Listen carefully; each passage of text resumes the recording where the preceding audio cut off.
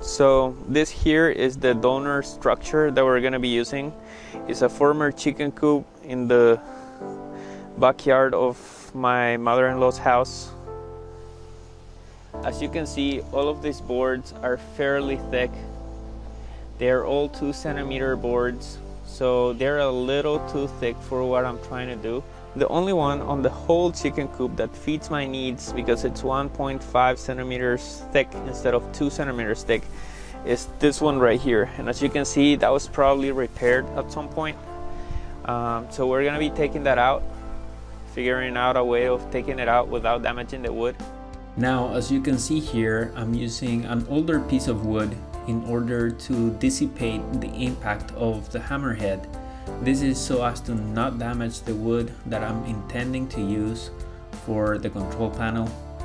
It takes longer for me to be able to get the piece of wood out of the chicken coop, but it does protect the wood from the hammerhead. And considering this is the side of the piece of wood that I want to use for the control panel, I think the extra work was definitely worth it.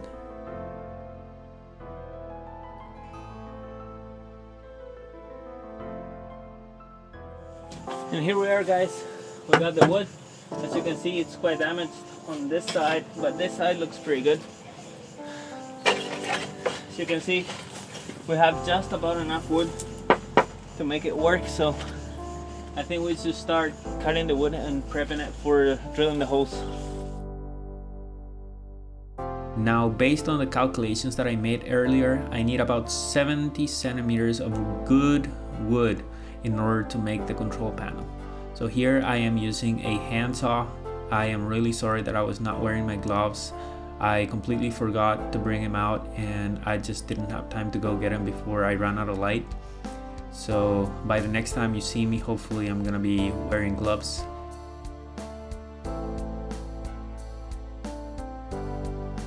It is at this point that I realized that what I thought was pine wood was actually some kind of oak.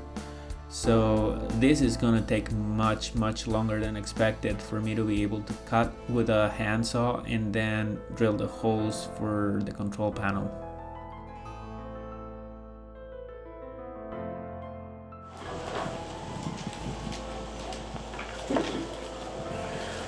Alright, so here you can start to see what the control is gonna look like, the control board.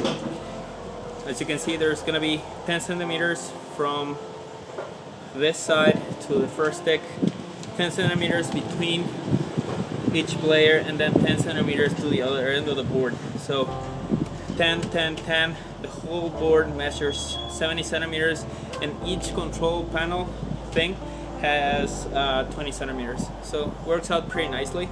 And now I'm gonna mark up the holes so that I can start drilling them out. So what I'm doing right now is simply tapping out pilot holes so that I can know exactly where I need to drill later, and I don't need to have the piece of paper on top of my wood anymore. As you can see, it is taking a pretty huge amount of effort for me to be able to get through the wood, and this again is because of the type of wood that I'm using. Chicken coops here in Paraguay are made from extremely durable wood because they have to withstand the elements. If there's one thing I know for sure, is that my control panel will not break. So next day I started drilling out bigger holes because I realized it would make it easier for the drill bit to drill all the way through to make the actual holes for the buttons.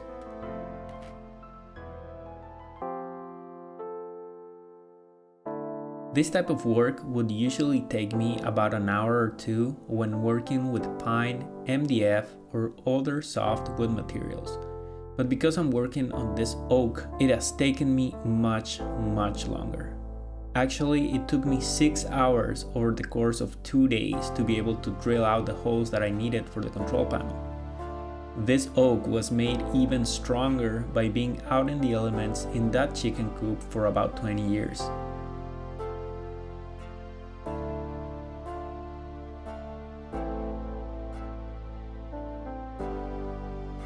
After my 2-day sentence drilling the holes out was over, I started sanding and prepping the surface for what eventually will become the final finish for this control panel. I will not be painting the control panel. Instead, to showcase the spirit of the project, I'm gonna leave the wood bare, just apply some light Danish oil finish, but that will come later as I am planning on doing laser engraving with a very nice and custom design that I'm making. So stay tuned for the episode where I talk you through the design process for this control panel. Next, I started working on the base, where I would eventually mount the motherboard and the power supply and of course the screen. This was actually donated to me by a local carpenter. People around here, and I think this is everywhere, especially makers, are very happy to share their scraps or materials when you're trying to build a project like this. So I encourage you to go out and just ask people nicely if you can use what they're not using for your project when you're working on something like this. After I cut the MDF board to size, I proceeded to create my own paint. As the store didn't have black paint, I just bought some dye and dropped it into a little bit of the white paint that I had left over from when I was painting my doors, and it came close enough. It's not completely black, but this is going to be at the bottom of the arcade, so nobody's going to see it. I just wanted to create a very nice and even finish so that I knew that it was looking good under there.